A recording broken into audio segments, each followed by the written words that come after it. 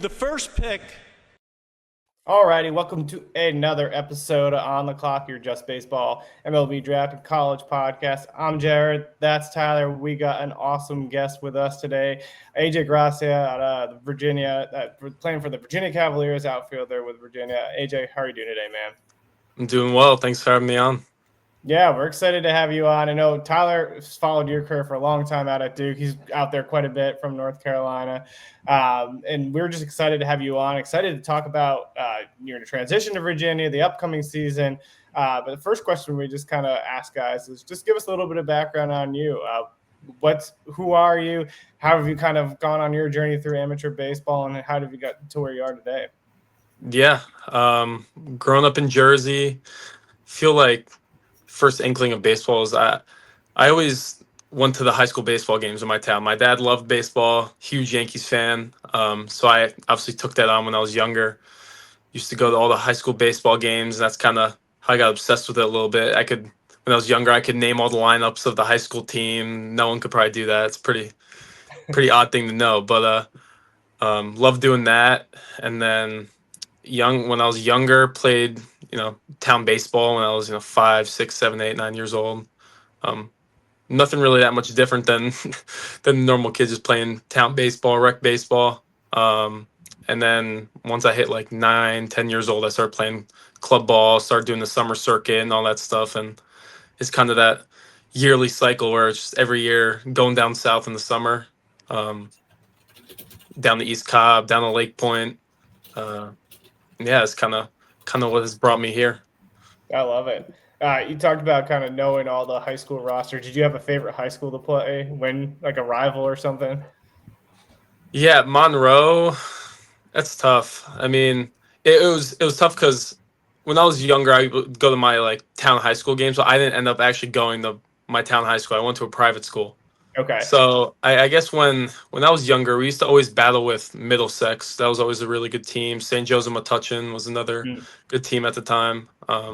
Those were, I'd say, two of the bigger rivals probably at the time.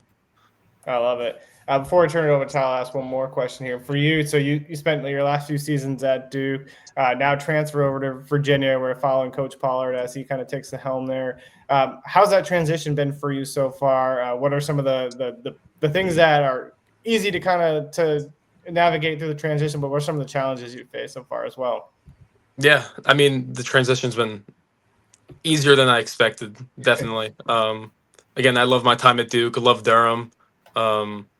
But nothing much has really changed from a baseball perspective here. I mean, same coaching staff, kind of the same process day in, day out. It's just, new stadium, new colors and stuff like that. But I've loved it so far. It's been pretty easy. I'd say the toughest thing, it almost feels like I'm a freshman again in terms of like having to figure out the campus and stuff like that. Not knowing as many people as I obviously did at Duke. That's the only, I wouldn't even say it's a tough thing. It's just, new opportunity. Yeah, when you get that schedule and you have to find all those classrooms where you used to know all the buildings, it's probably like, oh, yeah, man. It's a lot bigger campus here too, a lot more kids. Yeah, love it. Tyler, turn to you. So you mentioned freshman, and I always think back to that freshman year for you at Duke and where you broke records. Getting to campus, coming from New Jersey, going to Duke, and then just turning into the caliber of player you have now. What was that experience like first off, and how everything kind of molded into what it's become now? Yeah, I mean, it was pretty wild. I definitely wasn't. I mean, if you watched me all fall and like preseason, you definitely wouldn't have probably guessed that that's how my freshman year would have went. I mean, it would have been tough for me to guess that, to be honest. I just kind of battled through my freshman fall as most freshmen do. I mean, had my struggles. I think I hit like 100 in the fall. Like I was I was really bad. But I also think like that experience, getting to face some of the guys we had on the pitching staff that year, is kind of what it almost felt like the spring. Not to say it was easy, but like I felt like I had seen everything for the most part because we had our pitching staff that year was really, really good. It really was. And then another thing I wanted to ask you about too was this past season where, you enter April, you're hitting like it was $185, $190. Yeah. Wasn't a great first half, but you were arguably one of, if not the hottest hitter in the second half, completely turned the season around. And it was a big piece to why Duke was one step away from going to Omaha. So kind of just talk about like what changed. Like, was it a mental thing that happened? Was it a timing issue? What really led to that big of a turnaround, especially past the halfway point in the season? Yeah. Without like getting too deep into mechanics of hitting, I can talk about that for hours. But I think after my freshman year, I had kind of set some goals for myself in my head, what I wanted to work on, and I think I did a good job actually at kind of attacking what I wanted to do.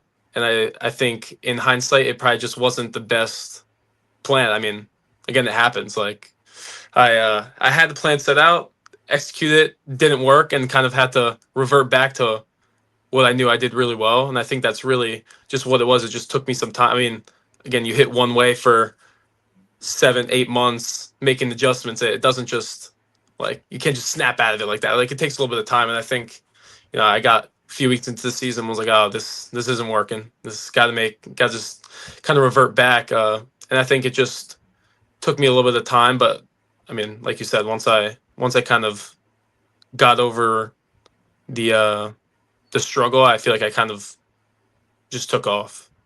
Yeah, and it was great too, because I'll even say this just from like a scouting standpoint. I was telling guys here in the area, like, I understand he's hitting 185, 190 this deep into the season, but I was looking at the backline data and everything, trying to figure out, like, myself, like, just as an outsider, what the issue was. And I'm still sitting here. It's like, he's not whiffing. He's not chasing. This is still the same AJ Gracia that we had seen last year.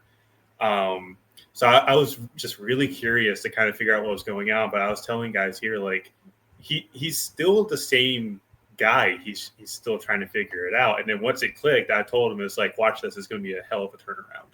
So yeah, I think really what it was, my thought process was I kind of wanted to flatten out my swing a little bit to account for, I mean, everyone now, especially in college baseball, throws with ride, and I was just trying to account for that. And I think it left me susceptible to a lot of other things. And if you look at, and I will say, if you look at my swing from the first half and the second half, like, I did flatten out my swing. Like, I accomplished what I was trying to do. It just obviously wasn't the right thing for me at the time. But yeah, and I think to speak on like the no whiffing and just I feel like the overall just play discipline. I feel like that's just who I've always been as a hitter. Like, that's just how I am. So even when, like, say my swing's not in a great spot, I feel like, at least for me, that's something I can always lean on.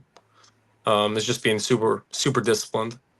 Yeah, which is great, which is definitely the big thing I look for too, especially guys that can get on base and do damage like the way that you can. But moving past that, moving on to like the summer, you've been to USA Collegiate twice. I know you guys did the Appy League tour your freshman year, and then this year you were on the team to go to Japan. What was that experience like, in being able to be in the same room as some of these other guys like Drew Burris or Rock Chalowski? Like, was there anything that you learned from those guys that's going to stick with you through this upcoming year? Yeah, it like Team USA is really like a unique experience, just because you grow up probably 13, 14 years old, you're playing against these guys. And then obviously in college, so, I mean, that's what's 7 years now. I've been playing against these guys. Obviously, I've met them along the circuit and stuff like that, not know them super well, but you're kind of almost like forced to get super close really fast, especially when you're going away to Japan for, 10 days together. So it's a really cool experience. And then, I mean, it was honestly probably my favorite baseball experience I've ever had. I mean, I've said that to like anyone who asks me.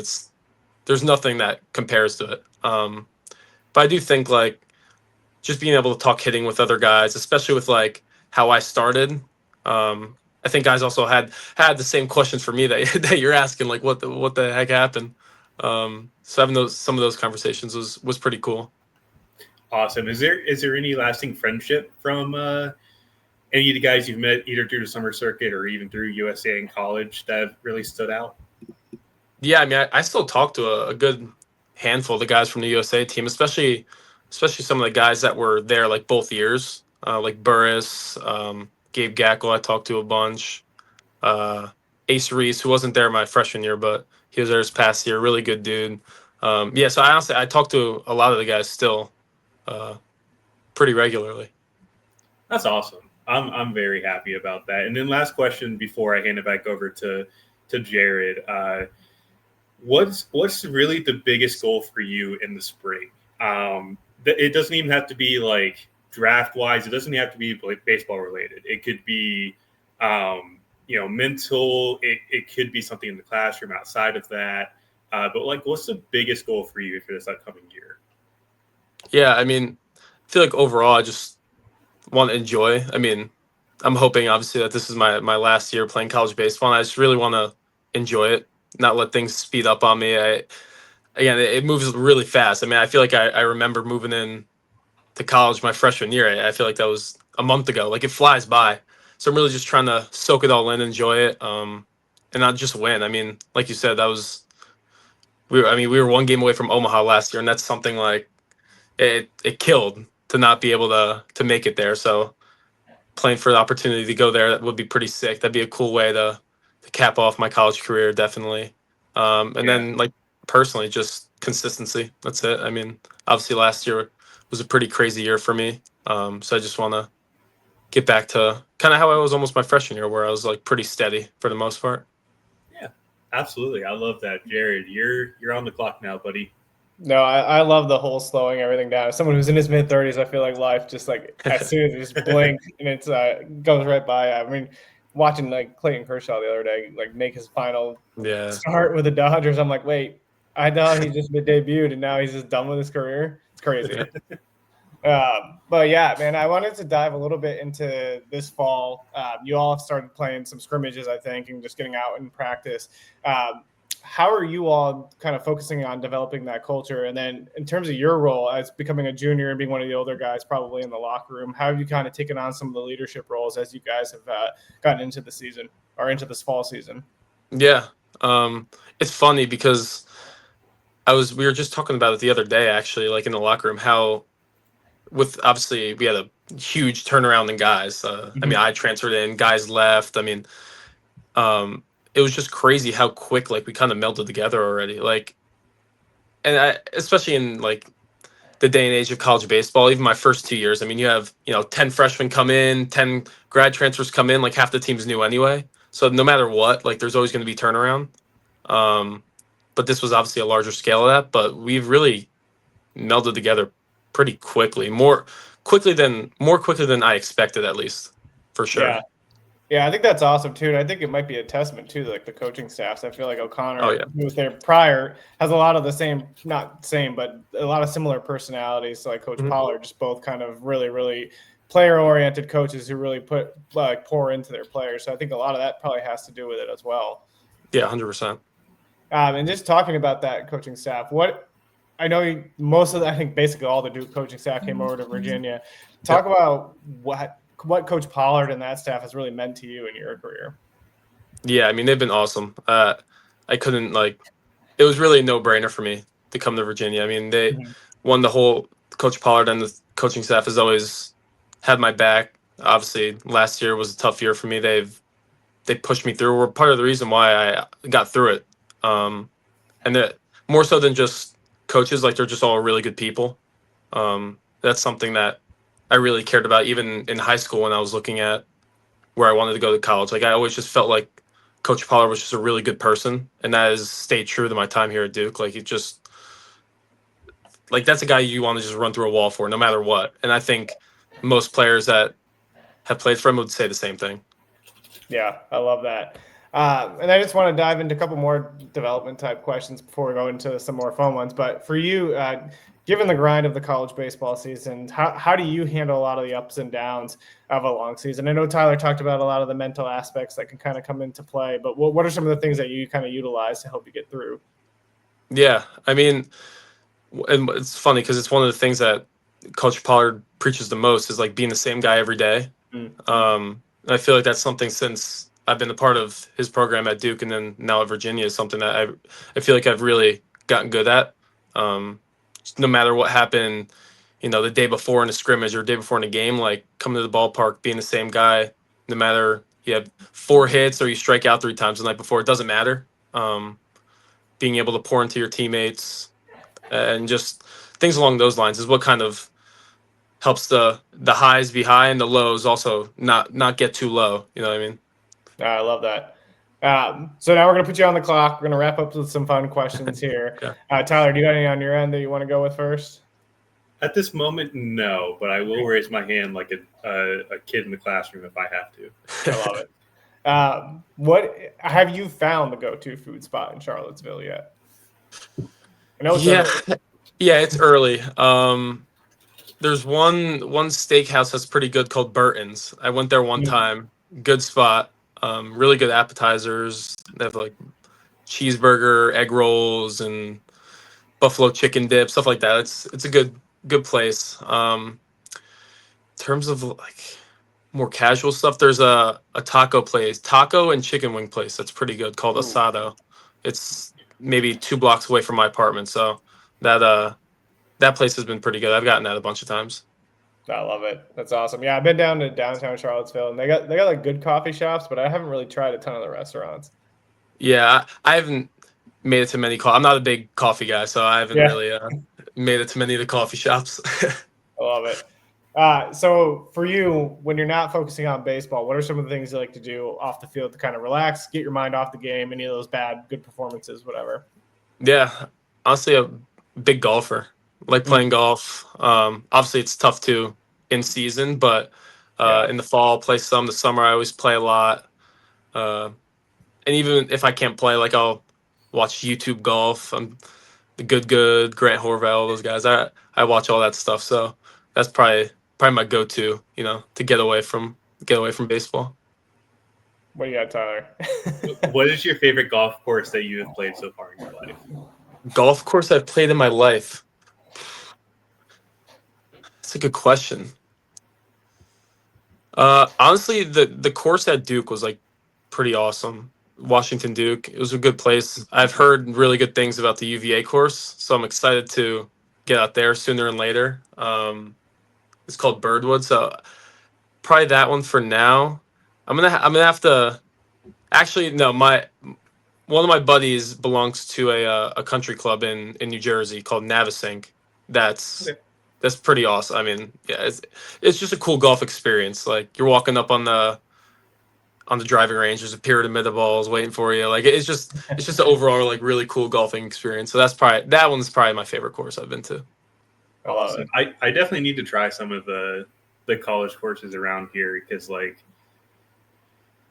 I'm trying to think. Carolina has a nice one too. I never got to play there, but I've heard so many good things about Finley through like Aaron Fitt, some of these other guys that I've met through just doing this, and like I think I got to travel up there at some point. As much as I don't like UNC as a fan, but like as a golf course enthusiast and a golfer, I think I might as well go out there and play around. Hopefully, not shoot over 100.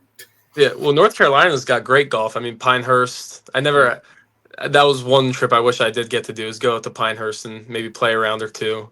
Tobacco Road's supposed to be really awesome. I never got to play there. So there is some really good golf in North Carolina, I will say. Yeah, Tobacco Road. So I've only played the front 9, and the front 9 was as difficult and as beautiful as you would expect it to be. Yeah, I've heard that it's like awesome. Yeah, I can't remember. We were playing like a 30-person, like 15-team scramble. It was something weird. But I think I went through like 4 different range sessions in one day just preparing for that, and it was so worth it. It was. I wish I played the back 9 because I've heard so many good things about it, but the front 9 is as good as it gets. Yeah, I wish. I'll have to definitely get down there at least once. But I'm sure once I go one time, I want to keep going. So yeah. Next one I got for you is that if you could face one MLB pitcher right now, who would it be? Yeah, that's a good one. It's funny because I actually got to face this guy my freshman year, but facing Chase Burns again would be pretty cool. Just because I got to face him my freshman year when I was at Duke. But I mean, it's also just crazy to think I faced him 2 years ago, or not even 2 years ago, and he's in the big leagues already. So I guess just seeing how that is would be pretty cool. See if he's changed anything, what's the same, what's different. I feel like that'd be a pretty cool experience, at least for me. I love that. I love that pick. We get a lot of Paul Skeens and Shohei Ohtani. Yeah, I mean that was probably the first one that went to my head, but I feel like since I actually got to face Chase Burns in college, that'd be a pretty cool one to face them in the big leagues. Yeah, we like when we get answers outside of Skeens and Ohtani because we're the same two every time we ask that question. Yeah. For you, what's been the best college baseball moment for you so far? Yeah, that's a good question. I think, There's probably quite a bit. Yeah, I think there's two that come to mind. One was probably winning the ACC championship my freshman year. That was pretty cool. Not many people can say they've won the ACC championship, so that's one I can keep with me for the rest of my life. And then I think winning the regional last year at Georgia was pretty sick. Because my freshman year we were at Oklahoma, got kind of beat up in that regional, so that sucked. So getting the regional win was pretty cool. Yeah, that's awesome. I love it. Last one I got for you here is so what was the walkout song in 2025? Is it coming back in 26? Yeah, I did a Big X the Plug song. I haven't given it much thought. Let's say that it was the same one I did my freshman year. Well, actually, it's funny. I had changed it early for like the first maybe 20 games of last season, and I was like, I gotta go back since I was hitting about $150 with it. So I switched it back. Totally unrelated to my performance. I was still hitting $150 for another couple weeks with my song for my freshman year, but I guess mentally it just gave me some comfort. Yeah. But I think right now I'll probably just keep that same song unless something comes to mind. Yeah, I love Haven't it. given it much thought though. Man, AJ, we can't thank you enough for taking the time to join us. I know things are really busy this fall, and with school starting up, you guys getting practice going. So we just are so appreciative of you taking the time. I'm excited to get out there to watch you guys play this fall. Yeah. I think that team's gonna be a ton of fun. Looking at the transfer rankings, all the guys that you brought in, I think it's gonna be awesome. Definitely should be a fun squad for sure. Awesome. So, you got anything else before we wrap up? No, sir. Other than wishing you the best of luck in Virginia. Going to miss you guys down here in Durham, but hey, I'm still going to be rooting for you guys. So best of luck in the spring, and I hope everything works out. Yeah, I appreciate it. Thank you guys for having me on.